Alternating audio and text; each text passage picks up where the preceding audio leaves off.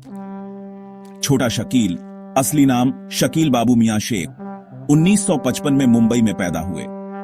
वो किसी गुंडे बदमाश वाली दुनिया से नहीं थे।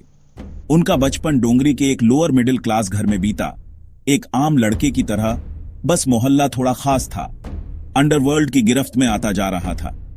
उनकी शुरुआती जिंदगी बड़ी सिंपल थी, लेकिन मुंबई की गलियां अजीबोगरीब कहानियां सुनाती थीं, और शकील सुन रहा था।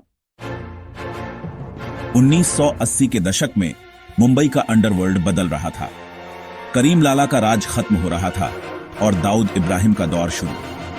शकील, दिमाग वाला और चालाक, दाऊद के गैंग में उस समय शामिल हुआ जब वफादारी का मतलब सब कुछ था और गद्दारी का मतलब मौत। उसने छोटे मोटे कामों से शुरुआत की, सट्टा, वसूली और गैंग के छोटे मोटे काम। लेकिन उसके पास एक चीज थी जो दूसरों के पास नहीं थी, दिमाग। वो चिल्लाता नहीं था, दिखावा नहीं करता था, बस काम करता था। इसलिए दाऊद को उस पर सबसे ज्यादा भरोसा था। जल्द ही शकील दाऊद का दाहिना हाथ बन गया। वो आदमी जो उसकी तरफ से बात करता था, डील करता था, और न सिर्फ मुंबई में बल्कि देश के बाहर भी काम संभालता था।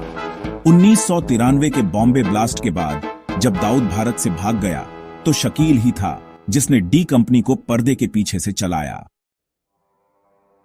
कहते हैं कि दाऊद चेहरा था तो शकील दिमाग। ड्रग्स, फिल्म फाइनेंस, वसूली और विदेशी बिजनेस डील सब वो ही संभालता था। फोन पर उसकी आवाज से फिल्म प्रोड्यूसर, बिजनेसमैन, यहां तक कि दुश्मन भी डर जाते थे। फिर भी वो कभी सामने नहीं आया। उसकी तस्वीरें कम ही मिलती हैं। वो कभी दिखाई नहीं देता था। वो एक भूत बन गया था, ताकतवर लेकिन अनदेखा। समय के साथ दरारें पड़ने लगीं। डी कंपनी में फूट पड़ गई।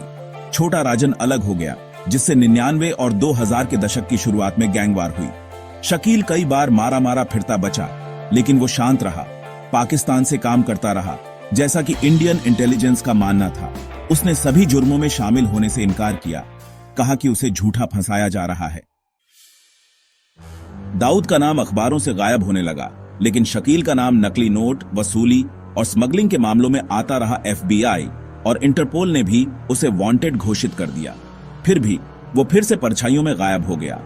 न कभी गिरफ्तार हुआ, न कभी उसकी मौत की पुष्टि हुई। आज छोटा शकील की कहानी जिंदा है, न सिर्फ एक गैंगस्टर की तरह, बल्कि एक ऐसे आदमी की तरह जो गायब रहने में माहिर था। एक ऐसा आदमी जिसने बिना अपना चेहरा दिखाए दशकों तक मुंबई अंडरवर्ल्ड पर राज किया। उसकी कहानी एक डरावनी याद दिलाती है कि सबसे खतरनाक लोग हमेशा चिल्लाते नहीं हैं। कभी कभी वो फोन पर सबसे खामोश आवाजें होती हैं।